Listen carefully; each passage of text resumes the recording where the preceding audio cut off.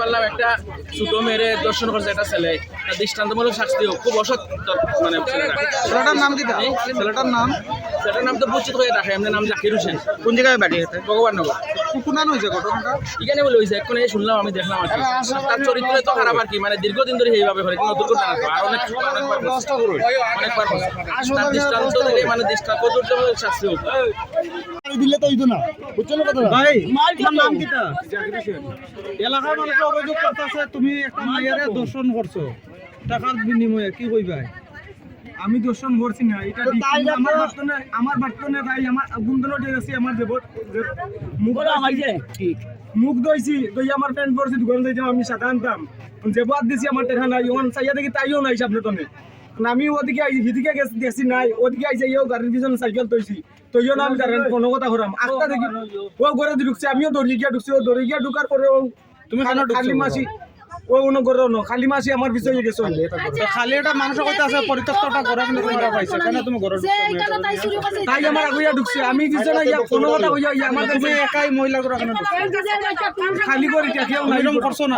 না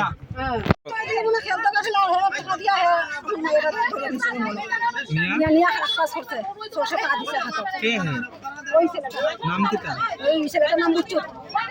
কি করছে? কি করছে? মিয়া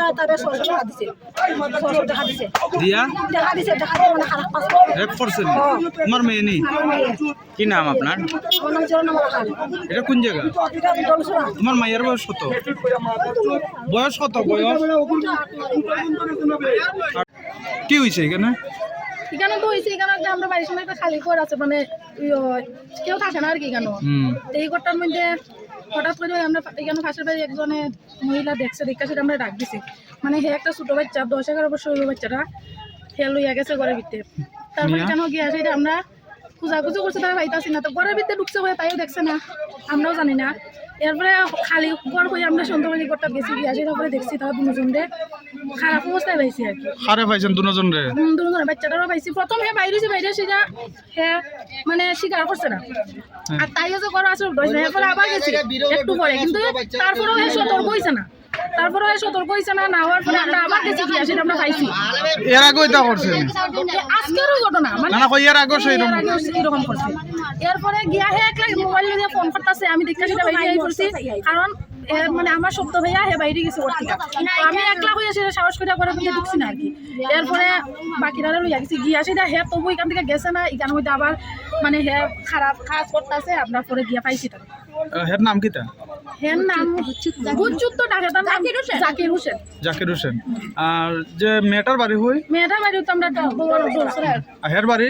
হের বাড়ি মানে ভগবাননগর ধরে, এটা গোপালনগর ধরে, এটা 3 নং ওয়ার্ড, 4 নং তারা রইছে 3 নম্বর ওয়ার্ড, আমরা হইছে 4 নম্বর। আচ্ছা, তো যে ঘরটা আসলো এটা একটা সরকারি পরিত্যক্ত ঘর না কোর বাড়ির? না না, এটা একজনের জায়গা আর কি, তাই না জায়গাটার মধ্যে সিরাজ মেম্বার বুঝা, তাই নাম তাই না, মানে বাড়িতে কেউ থাকে না? না না, খালি বাড়ি, এটা খালি ঘর, দরজা খোলা আছে? খোলা আছে। এ রেপ করছেন? মেয়েটা তো যা কইতাছে তাও কইতাছে, আমরাও যে মেয়েটা কি কইতাছে? মেয়েটা কইতাছে তাইরে খারাপ কাজ কইতাছে, তাইরে টাকা দেওয়া হইছে, তাই যাতে কিছু না হয় এটা বলে। আচ্ছা, 600 টাকা দিছে। আপনারা এলাকাবাসী হিসেবে কি দাবি থাকবো? আমরা তো এখন শাস্তি চাই, আরো মেয়েরা লগে রং করছে, আমরা প্রমাণ পাইছি না দিকে, তার লগে আমরা তারা অতদিন আমরা কিছু করতে পারছি না, আইনত কোনো ব্যবস্থা নেওয়া যাইতে পারছে না, কারণ আমরা প্রমাণ আছে না। আপনার নামটা? আমার নাম সুস্মিতা। কি হয়েছিল আজকে ঘটনাটা ভগবাননগরে? আজকে যে ভগবাননগর 3 নম্বর ওয়ার্ড বাট্টার পাশে আমার কাছে একটা ফোন যায়, যেখানে একটা হিন্দু নাবালিকা 9 বছরের একটা মেয়েকে, যে মুসলিম ধর্মের একটা বয়স 35, তার নাম কি জানি বলছে, নাম জাকির হোসেন। সে ওই মেয়েটাকে নিয়ে একটা আড়ালে জঙ্গলের দিকে একটা ঘর রয়েছে, ওইখানে নিয়ে গিয়েছিল এবং মেয়েটাকে বলাৎকার করেছে।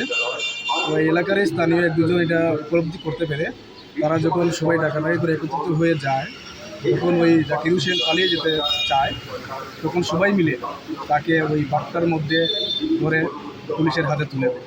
তো আমার কাছে পরবর্তী সময় ফোন যায় যে কৈলাসহর ওমেন পিএসে যখন তারা এসেছিল এবং এই মেয়ের মা একটা লিখিত এজাহার দাখিল করতে চেয়েছিল, তখন এই ওমেন পিএসের ইনচার্জ এজাহারটা রাখতে চায়নি।